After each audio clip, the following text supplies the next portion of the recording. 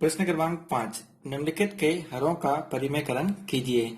तो प्रश्न क्रमांक 5 के अंदर हमें ये 1, 2, 3, 4 सवाल दे रखे हैं और इन चारों का जो हमें परिमेयकरण करना है। तो इसके लिए सबसे पहले हम पहले सवाल को ले लेते हैं, जो कि है 1/7। तो इसके पहले सवाल को हम सॉल्व करते हैं। पहला सवाल हल। सवाल क्या है हमारा? 1/7। तो सबसे पहले हम लिखेंगे कि हर का परिमेयकरण करने पर, हर का परिमेयकरण करने पर, हर का परिमेयकरण करने के लिए हम सबसे पहले संख्या 1/7 को लिख लेते हैं। इसके बाद गुणा का निशान लगाते हैं। गुणा का निशान लगाने के बाद हम क्या करते हैं कि नीचे हमारी जो भी संख्या है, नीचे मतलब हर में करनी 7 को एक बार इस तरह से ऊपर और एक बार इस तरह से नीचे लिख देते हैं। हमने क्या किया कि हर की संख्या यानी नीचे की संख्या को गुणा का निशान लगाते हुए एक बार ऊपर और एक बार नीचे इस तरह से लिख दिया। इसके बाद अंश का गुणा अंश में और हर का गुणा हर में करते हैं, यानी करनी 7 का गुणा 1 में और नीचे करनी 7 का गुणा करनी 7 में हम गुणा करेंगे।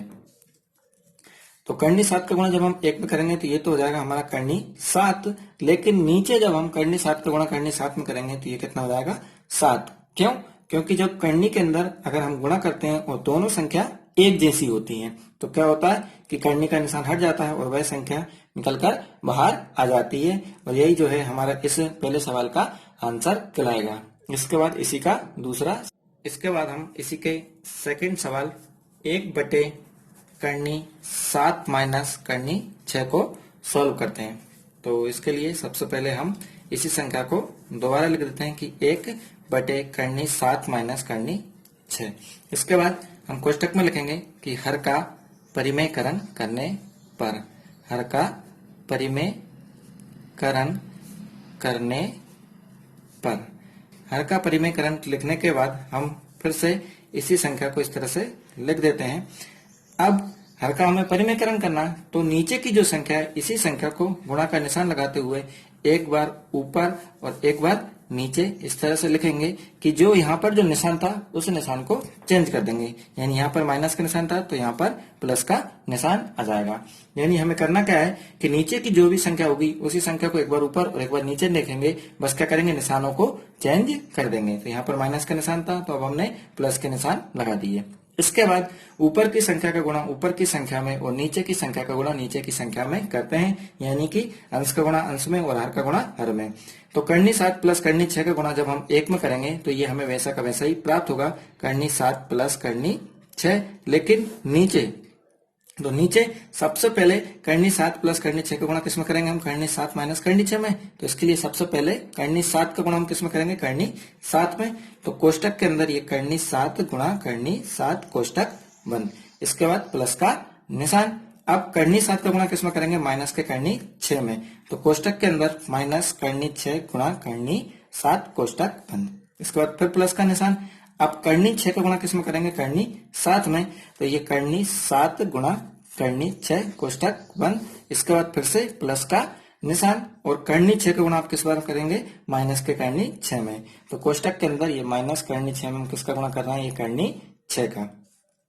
इसके बाद ऊपर तो वैसा का वैसा ही, लेकिन नीचे क्या करेंगे? अब हम गुणा करके बताएंगे। तो अब हम गुणा करते हैं। तो करनी 7 का गुणा जब हम करनी 7 में करेंगे तो ये कितना हो जाएगा? 7। क्यों? क्योंकि करनी के अंदर जब हम गुणा करते हैं और दोनों संख्या एक जैसी होती हैं तो करनी का निशान हट जाता है और वह संख्या निकल के इस तरह से बाहर आ जाती है। इसके बाद प्लस का निशान। अब यहाँ पर हम देखते हैं कि यहाँ पर माइनस का निशान है, इस कोष्टक के अंदर ये माइनस का निशान है और यहाँ पर करनी 7 का कुछ निशान नहीं है, मतलब प्लस का निशान है। तो प्लस माइनस क्या होता है? माइनस। इसलिए कोष्टक के अंदर हम क्या करते हैं? माइनस का निशान लगा देते हैं। और 6 का गुणा जब हम 7 में करेंगे तो करनी 6 का गुणा जब हम करनी 7 में करते हैं तो 6 7 42, ये हो गया करनी 42 कोष्टक बंद। फिर प्लस का निशान। अब यहाँ भी देखते हैं प्लस है और यहाँ भी क्या है? प्लस है। तो फिर कोई दिक्कत नहीं है। और जब करनी 6 का गुणा करनी 7 में करेंगे तो 6 7 42, तो ये हो जाएगा करनी 42। किसका 42? प्लस का करनी 42। इसके बाद फिर से प्लस का निशान। अब हम फिर से देखते हैं कि कोष्टक के अंदर किसका निशान है? माइनस का निशान है और यहाँ पर कुछ नहीं है, मतलब प्लस का निशान है। तो ये प्लस माइनस माइनस, तो माइनस को हमने क्या करेंगे? कोष्टक के अंदर लिख देंगे। और करनी 6 और करनी 6 का जब हम गुणा करेंगे तो ये कितना हो जाएगा? 6। जिस प्रकार यहाँ 7 हुआ था उसी प्रकार से यहाँ पे कितना हो गया, 6 हमें प्राप्त हो गया। अब हम देखते हैं कि यहाँ पर ये संख्या हमें कोष्टक के अंदर प्राप्त हो रही है, तो हम इसके लिए कोष्टक खोल के बता देते हैं। तो ये ऊपर तो वैसा का वैसा ही करनी 7 प्लस करनी 6, फिर बटे ये 7 के 7, ये प्लस माइनस माइनस, तो क्या हो जाएगा ये माइनस, ये करनी 42 और ये प्लस करनी 42, ये प्लस माइनस माइनस, ये कितना हो गया 6। अब हम देखते हैं कि ये प्लस के करनी 42 है और ये माइनस के करनी 42 है, तो प्लस माइनस माइनस, इसके कारण मैं इसको क्या करता हूँ, काट देता हूँ। अब कितना बचेगा हमारे पास, तो ऊपर का तो वैसा का वैसा ही, तो करनी 7 प्लस करनी 6 तो वैसे के वैसे ही, लेकिन नीचे यहाँ पर कितना बचेगा, ये 7 और यहाँ पर ये माइनस के 6। जब 7 में से 6 को घटाएंगे तो कितना शेष बचेगा, 1। तो ये ऊपर वैसा के वैसा ही करनी 7 प्लस करनी 6 और नीचे कितना बच गया, 1। नीचे 1 लिखने की जरूरत नहीं है, तो इसको हम इस तरह से लिख देते हैं कि करनी 7 प्लस करनी 6, और यही हमारा क्या कहलाएगा, आंसर कहलाएगा। तो अब हम इसी के तीसरे सवाल को देखते हैं, जो कि है 1 बटे करनी 5 प्लस करनी 2। इसी को अब हम सॉल्व करते हैं। तो सबसे पहले तो हम सवाल को लिख देते हैं कि 1 बटे करनी 5 प्लस करनी 2। कोष्टक में हम लिख देंगे कि हर का परिमेयकरण करने पर, हर का परिमेयकरण करने पर। हर का परिमेयकरण करने के लिए हम सबसे पहले तो इसी संख्या को वैसा का वैसा ही लिख देते हैं। इसके बाद गुणा का निशान लगाते हुए इसी संख्या को एक बार ऊपर और एक बार नीचे लिखते हैं। बस क्या करते हैं, निशान को चेंज कर देते हैं। अब हम यहाँ पर देखते हैं, यहाँ पर प्लस का निशान है, तो यहाँ पे क्या हो जाएगा, ये माइनस का निशान आ जाएगा।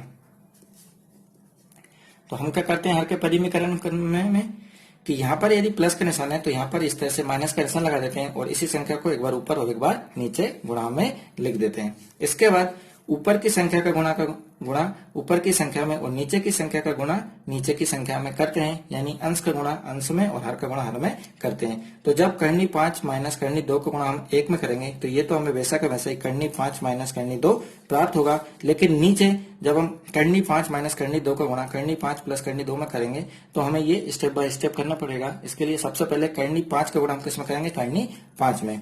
तो ये करनी 5 गुणा करनी 5 कोष्टक बंद। इसके बाद प्लस का निशान। अब करनी 5 का गुणा किस में करेंगे, प्लस के करनी 2 में। तो ये प्लस के करनी 2 में हम किसका गुणा कर रहे हैं, करनी 5 का। इसके बाद फिर प्लस का निशान। इसके बाद माइनस करनी 2 का गुणा किस में करेंगे हम, करनी 5 में। तो ये करनी 5 गुणा माइनस के करनी 2 कोष्टक बंद। फिर माइनस करनी 2 का गुणा किस में करेंगे, करनी 2 में। तो कोष्टक के अंदर करनी 2 गुणा माइनस के करनी 2 कोष्टक बंद। अब इसके बाद ऊपर की संख्या तो वैसे के वैसे ही लिखी रहेगी, लेकिन नीचे हम इसे अब गुणा करके सॉल्व करते हैं। तो करनी 5 और करनी 5 कितना हो जाएगा, 5। क्यों, क्योंकि करनी के अंदर यदि कोई संख्या है और हम उसका गुणा करते हैं तो करनी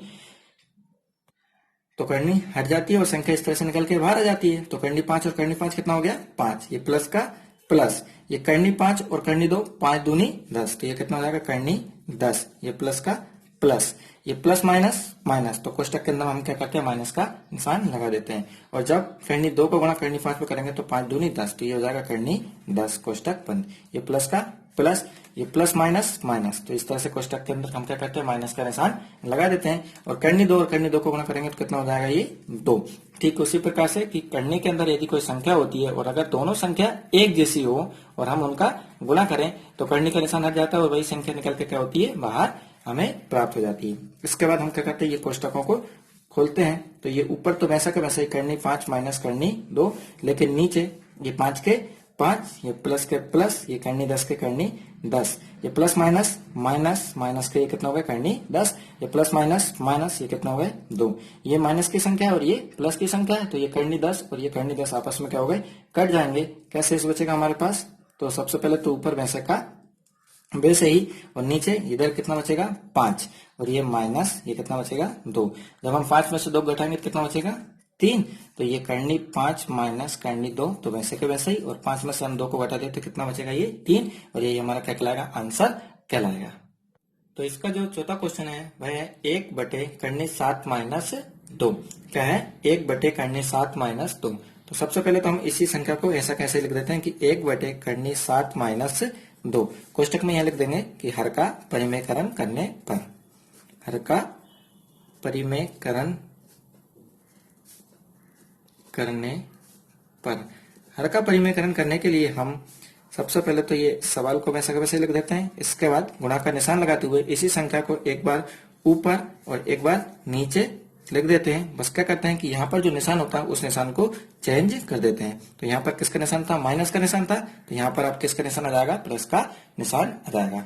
इसके बाद ऊपर की संख्या गुणा ऊपर की संख्या में और नीचे की संख्या गुणा हम करेंगे नीचे की संख्या में करेंगे, यानी अंश का गुणा अंश में और हर का गुणा हम किस में करते हैं, हर में। तो करनी 7 प्लस 2 का गुणा हम किस में करेंगे, 1 में करेंगे। तो ये तो वैसा का वैसा ही करनी 7 प्लस 2 हमें प्राप्त होगा। लेकिन नीचे करनी 7 प्लस 2 का गुणा जब हम करनी 7 माइनस 2 में करेंगे तो सबसे पहले हम करनी 7 का गुणा किस में करेंगे, करनी 7 में। तो कोष्टक के अंदर ये करनी 7 गुणा करनी 7 कोष्टक बंद। इसके बाद प्लस का निशान। अब करनी 7 का गुणा किस में करेंगे, माइनस के 2 में। तो ये माइनस 2 गुणा करनी 7 कोष्टक बंद, फिर प्लस का निशान।